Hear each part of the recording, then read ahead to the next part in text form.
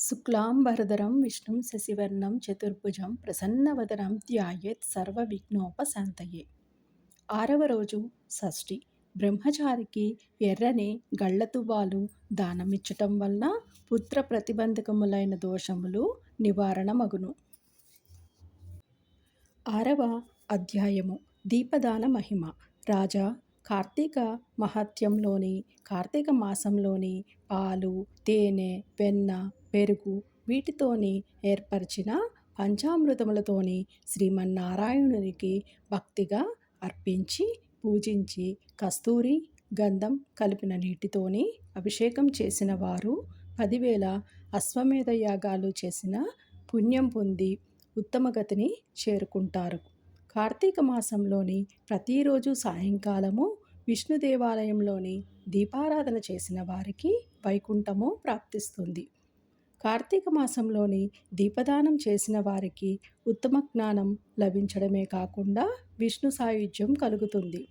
కార్తీక మాసంలోని ప్రతిరోజు ప్రత్తితోని వత్తి చేసి బియ్యపు పిండితో కానీ గోధుమ పిండితో కానీ చేసిన ప్రమిదలలోని ఒత్తి పెట్టి నేతిని పోసి వెలిగించి ఆ దీప ప్రమిదను వేదవేత్త అయిన బ్రాహ్మణునికి దానము ఇవ్వవలెను.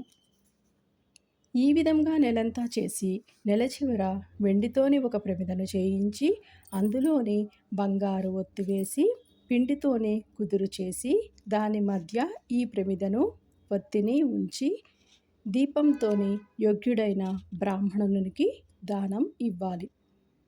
తరువాత బ్రాహ్మణ సమారాధన యథాశక్తిని అనుసరించి చేయాలి. ఆ విధంగా బ్రాహ్మణులకు దీపదానం చేసినప్పుడు అన్ని విధములైన జ్ఞానాన్ని ఇచ్చేది, సకల సంపదలను కలుగచేసేది అయిన దీపదానం చేస్తున్నాను, నాకు క్షేమం కలుగుగాక అని అంటూ దానం ఇవ్వాలి. స్త్రీ కానీ పురుషుడు కానీ ఈ విధంగా దీపదాన వ్రతము పూర్తి చేసిన వారు ముక్తిని పొందుతారు. తెలిసి చేసిన తెలియక చేసిన పాపాలన్నీ ఈ దానం వలన తొలగిపోతాయి. ఈ సందర్భంలోని బహుపురాతనమైన ఒక కథ చెబుతాను విను అంటూ జనక మహారాజునకు వశిష్ఠుల వారు చెప్పసాగిరి. పూర్వము ద్రావిడ దేశంలోని ఒక స్త్రీ ఉండేది. ఆమెకు సంతానము బంధువర్గం లేకపోవటం వలన, జీవితానికి ఆధారం లేకపోవటం వలన భిక్షాటన వృత్తి వలన జీవనం సాగిస్తుంది.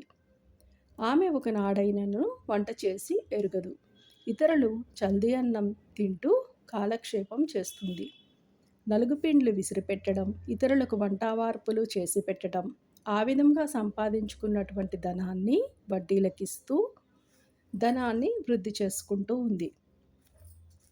ఆమె ఒకనాడైనను శ్రీమన్నారాయణుని పాదారవిందాన్ని ధ్యానించలేదు, పుణ్యక్షేత్రములకు వెళ్ళలేదు, పవిత్రమైన ఏకాదశి నాడైనను ఉపవాసం ఉండి ఎరుగదు. ధనాన్ని కూడబెట్టుకోవడమే కానీ ఇతరులకు ఉపకారము చేయలేదు. దానగుణం లేదు, పరమలోభిగా ఉండేది. భోగవాక్యములు, శరీరము, సంపద సర్వం అసత్యమనే జ్ఞానం లేకుండా ఆమె జీవిస్తుంది. ఒకరోజు శ్రీరంగం పోతూ ఉన్న ఒక బ్రాహ్మణుడు ఆ ఊరు వచ్చాడు. ఆ బ్రాహ్మణుడు చాలా దయగలవాడు. అతడు ఆ ఊరు రావటము నిజంగా ఆమె అదృష్టం. అతడు ఆమె విషయం విని ఆమెతో, తల్లి, నా మాట విను. ఈ శరీరము చర్మము మాంసము ఎముకలతోని నిండినది. ఈ దేహం సుఖదుఖములతోని నిండి ఉంటుంది. ఈ దేహమే అన్ని కష్టములకు పుట్టినిల్లు. పంచభూతములతోని నిండిన ఈ దేహంలో ఉన్న ప్రాణం పోయినంతనే ఇంటి దూలమందు పడిన నీటి బిందువులు 4 దిక్కులకు జారిపోయే విధముగా ఆయా భూతాలు ఆ భూతాలతోని చేరిపోతాయి. నీటి బుడగవలే దేహం నశించిపోతుంది. శాశ్వతం కానీ ఈ దేహమే నీవు శాశ్వతమని అనుకుంటున్నావు. నీ శరీరం మట్టిలోని కలిసిపోతుంటే కర్మ ఒక్కటే వెంట వస్తుంది అనే సత్యం గ్రహించి సకల భూత దయాపరుడు అయిన భగవంతుణ్ణి మనసారా ధ్యానించి ఉంటే అగ్నిలో పడిన మిడత మాదిరిగా మిడత నశించిన విధముగా ఈ దేహము కూడా బూడిద పాలు కావలసినదే. కాబట్టి శ్రీ మహావిష్ణువు పాదార విందములు ధ్యానించు. కామ క్రోధ భయ లోభాలు ధనాపేక్ష దేహాభిమానం వదిలిపెట్టు. భక్తితో కార్తీక మాసంలోని స్నానం చేసి మహావేద విద్వాంసుడైన బ్రాహ్మణునికి దీపదానం చేయి. నీవు ఈ విధముగా చేసినట్లయితే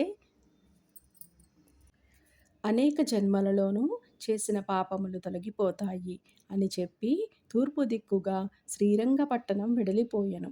లోబిగా ఉంటున్న ఆమె బ్రాహ్మణుని హితోపదేశం అర్థం చేసుకొని యథార్థాన్ని గ్రహించి తన పాపకృత్యాలకు బాధపడింది. ఆ బ్రాహ్మణుని హితోపదేశం ప్రకారము కార్తీక మాసం చేయటానికి నిశ్చయించుకున్నది.